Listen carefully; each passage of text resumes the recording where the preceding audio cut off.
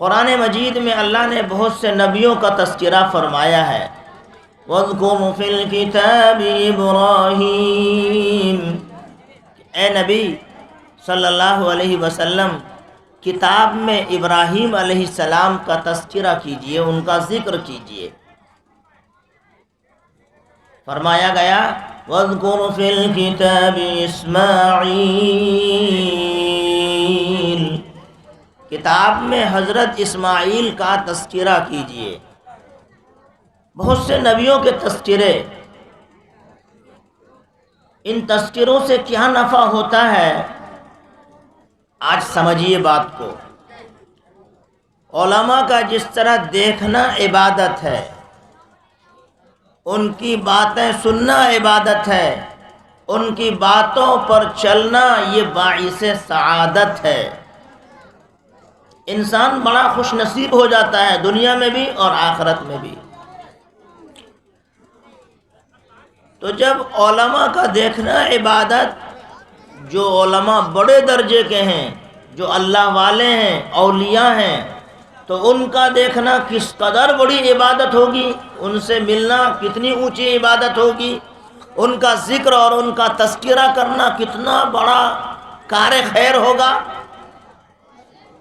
ملا علی قاری رحمۃ اللہ علیہ نے فرمایا کہ جب نیک لوگوں کا تذکرہ کیا جاتا ہے تو رحمت برستی ہے۔ سبحان اللہ، عند ذکر الصالحین تنزل الرحمہ، جہاں نیکوکاروں کا تذکرہ ہوگا وہاں اللہ کی رحمتوں کی برسات ہو رہی ہوگی۔ تو جب نیکوکاروں کا یہ حال ہے تو پھر انبیاء کا تذکرہ اگر ہو تو ان کا کیا حال ہوگا۔ اور آگے سنیے کہ اگر کسی بستی میں نیک لوگ رہتے ہوں تو پھر اس بستی کا کیا عالم ہوگا۔ سبحان اللہ، اللہ ہم سب کو اچھا بنائے، نیک بنائے، کہیے آمین ثم آمین۔ یہ مطلوب ہے، اچھا بننا یہ اللہ کو بھی پسند ہے اور اللہ کے نبی صلی اللہ علیہ وسلم کو بھی پسند ہے۔ اور نماز کے آخر میں اتحیات میں جب بیٹھتے ہیں تو سلامتی کی دعا کہ سب لوگ صحیح سالم رہیں، دعا ساری دنیا کے مسلمان کرتے ہیں تو کہتے ہیں السلام علینا وعلی عباد اللہ الصالحین، کہ ہم پر سلامتی ہو اور اللہ کے نیک بندوں پر ہو۔ جو لوگ شراب پیتے ہیں ان کے قریب دعا جا کے گھوم جاتی ہے، بھاگ جاتی ہے کہ یہ تو نیک ہے ہی نہیں ہے، اچھے ہیں ہی نہیں ہیں، تو ان کے لیے دعا قبول نہیں ہو رہی ہے۔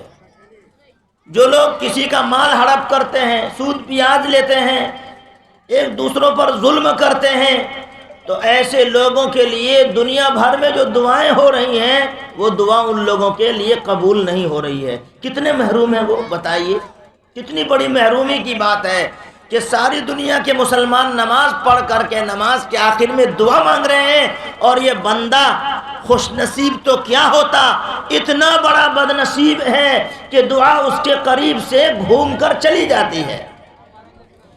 اسی لیے آج امت پریشان ہے، لوگ پریشان ہیں۔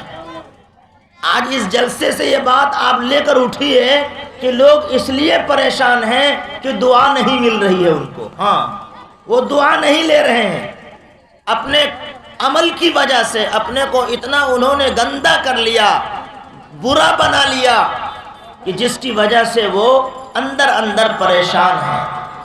یاد رکھیے، انسان کو کوئی دوسرا کیا پریشان کرے گا، خود اپنے کو وہ پریشان کیے ہوئے۔ میں نے یہ مناسب سمجھا کہ نبیوں کے بعد جو سب سے اونچا مقام ہے جن کا، وہ ہیں حضرت ابو بکر صدیق رضی اللہ تعالیٰ عنہ۔ افضل البشر بعد الانبیاء بالتحقیق سیدنا ابو بکر صدیق رضی اللہ تعالیٰ عنہ۔ ان کا ذکر جمیل کروں، ان کا تذکرہ کروں تاکہ جو روشن پہلو ہیں، جو ہمارے لیے کارآمد باتیں ہیں وہ سامنے آئیں اور ہمارے لیے ان باتوں پر چلنا آسان ہو جائے۔ قرآن مجید میں اللہ فرماتے ہیں وَسَيُجَنَّبُهَا الْأَتْقَى، ان قریب جہنم سے متقی شخص، اللہ سے ڈرنے والا شخص بچا لیا جائے گا۔